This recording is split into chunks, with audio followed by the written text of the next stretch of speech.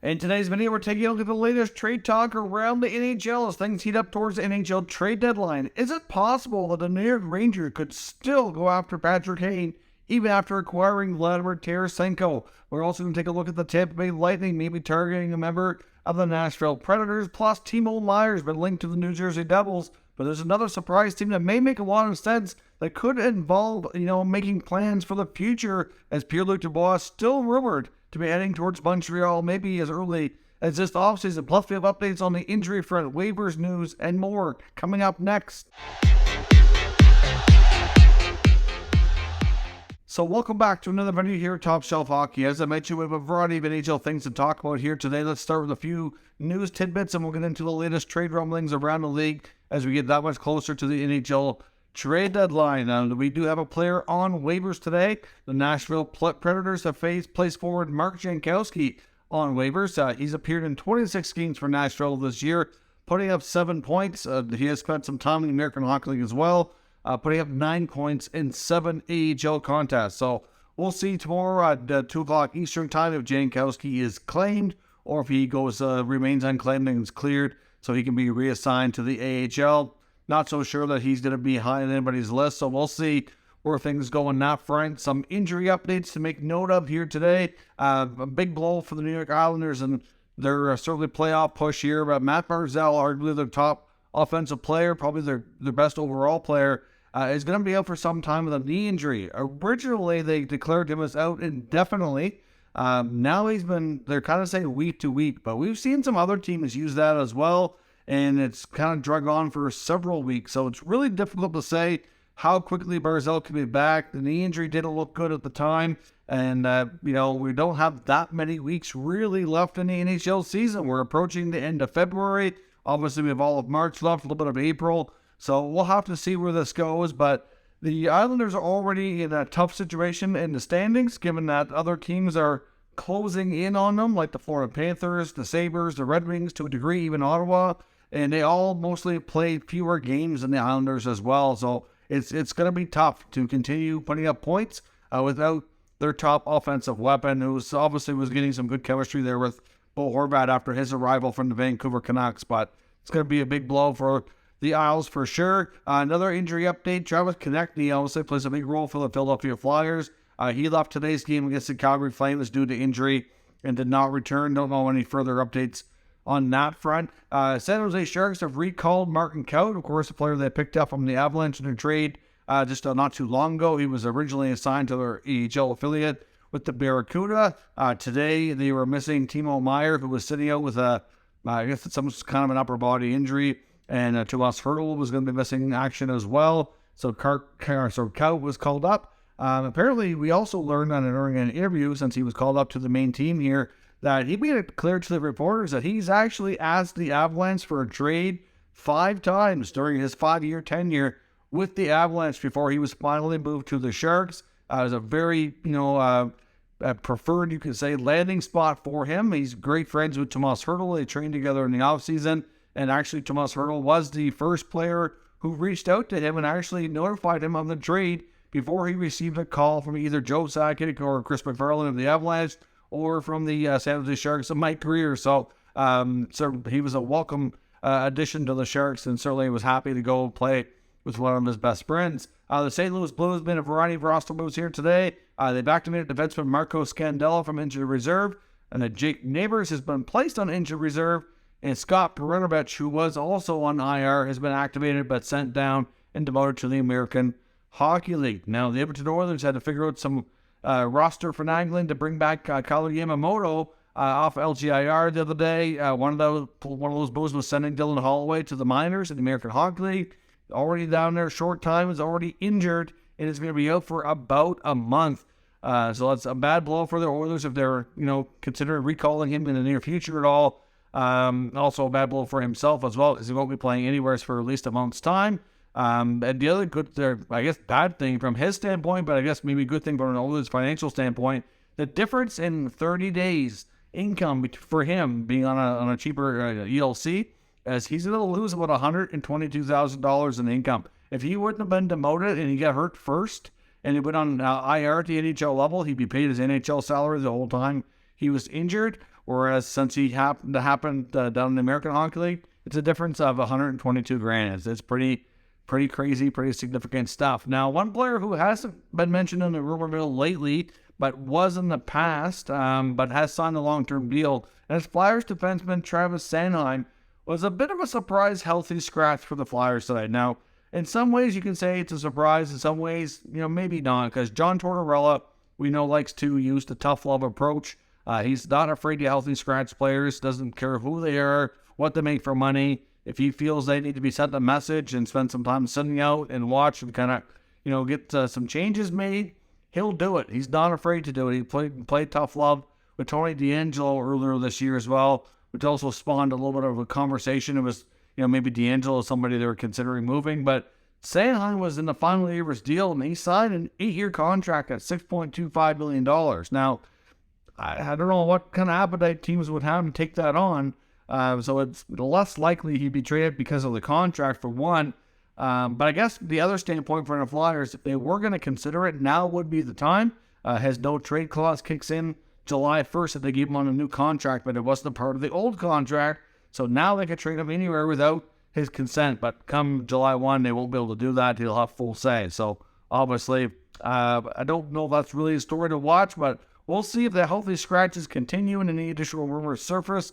But I'm guessing for right now, we're going to say it's likely just Tortorella sending a message, playing tough love with him and trying to get him to make some improvements here before we go down the route of him likely being dealt. I'm not so sure about that. Now, actually, one other item before we get more to the trade rumor section. It just happened a moment ago before I started recording, but the Winnipeg Jets defenseman Josh Morrissey has officially broken the team record for most points by defenseman in one regular season, which is he's at 57 now. So that's a great number for him. But the good news is too, the season is far from over. He still has a lot of games left, so he's likely going to get up to, I would think, at least 70, if not closer to 80 points, which is phenomenal, especially where his production has been at in the past. It's a big step forward. He's playing a significant role for the Jets this year. It's certainly going to be in the conversation for the Norris. I don't know if he'll really stand a good chance to win it, but he'll definitely be, in the top, 3, 4, 5 D-men around the league mentioned in this year's conversation for sure. So congrats, Josh Morrissey, having one heck of a season there for the Winnipeg Jets. Now, speaking of the Jets, let's transition now to another player that appears to be on their radar, and, because of a variety of things that we need to consider here, and that's Timo Meier of the San Jose Sharks. Now, for the most part, the Devils and Canes have been the two teams mostly mentioned in the rumor mill that have been, most interested in acquiring most when it comes to getting Timo Meier out of the San Jose Sharks organization. But Elliotte Friedman made mention today in his podcast that the Jets might be a team to watch here. Certainly, they're a team who would probably want to add because of their position in the Western Conference and, going into the playoffs. Won't be shocking if the Jets make some additions. They've had to do a rental player a few times before. Most recently, like Kevin Hayes as a rental a few years back before he signed his long-term deal with the Flyers. They did Paul Stastny as a rental originally. Then, of course, he came back. But, they've quite often had a hole in the middle of their lineup at center. Well, right now, that's not so much the issue, but it could be in the future. But at the same time, a player like Timo Meier would serve a good role. He's young enough, still an RFA. They have some other young talent that signed longer term as well. Plus some younger players coming up that would certainly be appealing to build around. The thing is, though, with the Jets, is we don't know the long-term future of a few of their key players that are there right now, and that includes Pierre-Luc Dubois, who Elliotte Friedman mentions again is trending towards wanting to go to the Montreal Canadiens as early as this offseason. So we know that Dubois has one more year before he could be a UFA. Will the Jets sign him to another one-year contract and risk losing him for nothing? I would think that's probably not going to happen, but we know Kevin Cheveldayoff has proven before he can be very, very patient and is not going to rush something. He's had other players to the organization have wanted out before. Like Jacob Trouba was a good example. To some degree, Andrew Kopp, and he's obviously made it work as long as he could and traded them near the end of what was going to be reasonable for him to hang on to.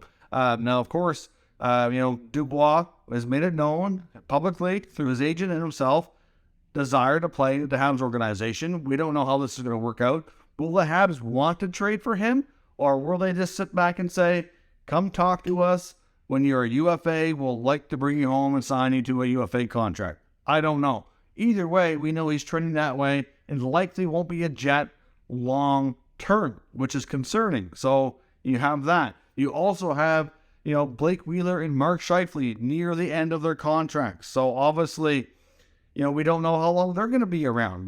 Will Mark Scheifele want to re-sign Winnipeg? Will he want to move on if he feels that he has a better chance to get to a Stanley Cup somewhere else? Blake Wheeler's obviously a little bit older than both of those guys. And, we don't know. He was stripped of the captaincy, but he seems to be responding well this year. So I don't know what the future holds for them. And as Friedman mentioned in his podcast, it's just a lot of uncertainty there. Whereas they still have some other players like Ehlers and Connor and some other younger players like Morrissey who signed long-term, and Hellebuck, that getting a guy like Meier could be a new part of the new core that they build around. And they could obviously sign him to a long-term deal. But the next question that begs to be a big part of this, whole thing here is, will Meier want to sign it long-term as a Winnipeg Jet if he's traded there? We don't know. Moral of the story is that the Devils and the Canes are not the only teams in the mix here, and the Winnipeg Jets very much could be a surprise team to watch, given all the other potential changes we're likely to see within their core group of players within the next year, and some of that as early as this offseason if Dubois does end up pushing his way into a Habs uniform. Now, another player to watch at the deadline, too, is Predators forward Tanner Jeannot. Of course, has a couple of years of NHL experience now. A little bit of a late bloomer, but certainly was a surprise player in the Preds a couple of years back. Had a big impact on them and around the NHL, getting lots of attention. Now in the process of needing a new contract. There's some rumblings that the Preds might opt to trade him if there's good value. Obviously, they're not trending towards a playoff spot. And I think it's fair to say David Poile is going to become a seller at the deadline and try to, retool this team a bit. And they certainly are not trending in a good direction right now. And Jeannot is a player that's going to generate some interest for sure. I mean, the guy not afraid to fight, not afraid to play physical. He's built for playoffs, in my opinion, and he can chip in offensively. He's not like he's, a slouch in that regard by any means. So a team apparently has him on their radar is the Tampa Bay Lightning. We've heard some big moves so far in the East from the Rangers, the Leafs, a couple of teams already making big trades. The Lightning and Bruins are a couple more powerhouses along with Carolina, who are certainly going to be, looking to find their next move, and that could be one for Tampa. So we'll have to see. I don't think Tampa is going to be adding with the substantial moves like we've seen with the Rangers, for example. I see them kind of tinkering around and adding more depth and more of those players they seem to find every year around the deadline that ends up being a good fit. Now, the other big question here is, even though the Rangers have made other moves, they brought in Tarasenko, they brought in Tyler Mont, are they still able to go after Patrick Kane? Because it's no secret that when Kane was asked about the Tarasenko trade, he legitimately seemed quite sad and upset that they had traded for Tarasenko and not him.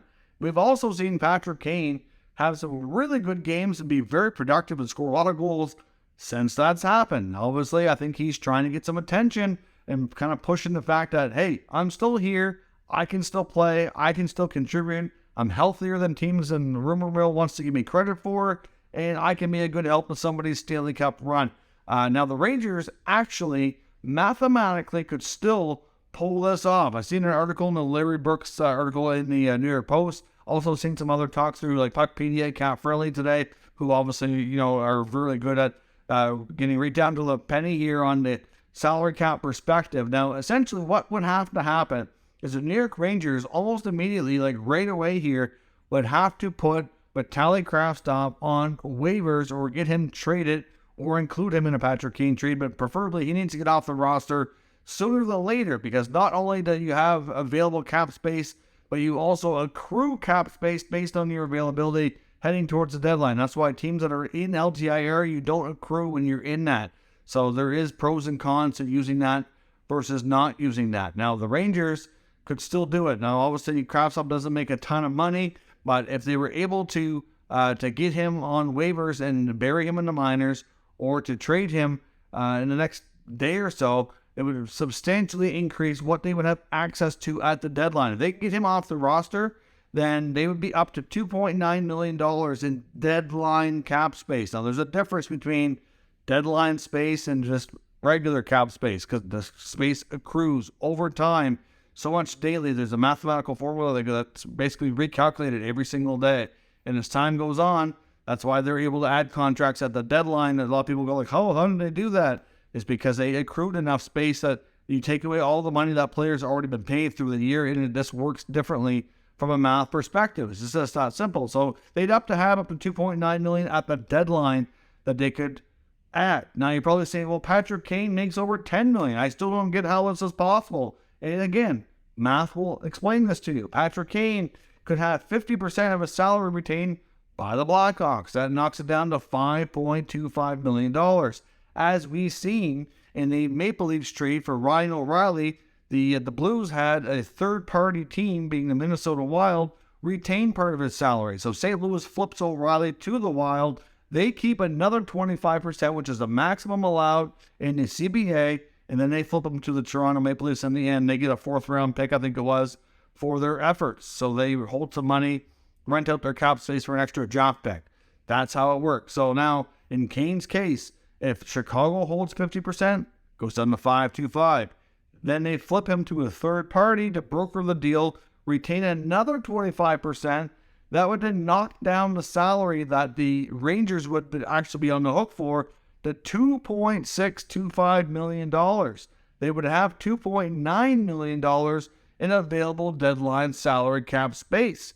They could do it. The big question, though, is do they want to give up the assets that the Blackhawks are going to want to have? Now, here's the other big part of this, is that Kane's going to be calling the shots. If he tells the Blackhawks and Kyle Davidson, I will only wait for the Rangers, and the Rangers do have interest and want to make it work, they don't really, I don't think, need to offer a whole lot, because something is better than nothing. And really, at the end of the day, I don't expect a huge return. But Larry Brooks made it known in his article, the Rangers don't have a huge appetite to trade their 2023 first-round pick or some top prospects like Brendan Hoffman or Will Cooley. So we'd probably be looking at some other prospects, or maybe a second rounder or a first rounder from a future year at most. But this is a deep draft. Even if the Rangers have a deep playoff run, they can still get a good player. But can you imagine a top six that would include, Zibanejad, Panarin, Tarasenko, you throw in Patrick Kane in the mix, Chris Kreider, Vincent Trocheck. That's a pretty lethal top six. Then you have your kid line as your number 3 line with Hedel, Lafreniere, and Kakko. And then you'd have a fourth line, and you just got Tyler Mont, another good penalty killer, good checker, Barclay Goodrow, Jimmy Vesey. The team will be absolutely stacked. They're already pretty deep now. You throw Patrick Kane in the mix, that would be pretty ridiculous. So it's possible. It really is. And if we see activity, especially in the very near future here around Vitaly Kravtsov, then I would suspect that they're setting themselves up to possibly make that happen. But we don't know for sure if they want to. We don't know for sure that that's what they plan to do. But I will say this, it's very much possible. We know that there was rumor that he was their number 1 pick from Patrick Kane and where he wanted to go. He legitimately seemed upset and sad when they traded for Tarasenko, thinking they chose another player over him. But could they add him too? Yes, they could. Will they? Time will tell. Let me know your thoughts down in the comments. If you're new to the channel, of course, make sure you subscribe and stick around. We'll keep you up to date with the latest news, rumors, and analysis of all 32 NHL teams. Thank you for watching, and I'll catch you next time.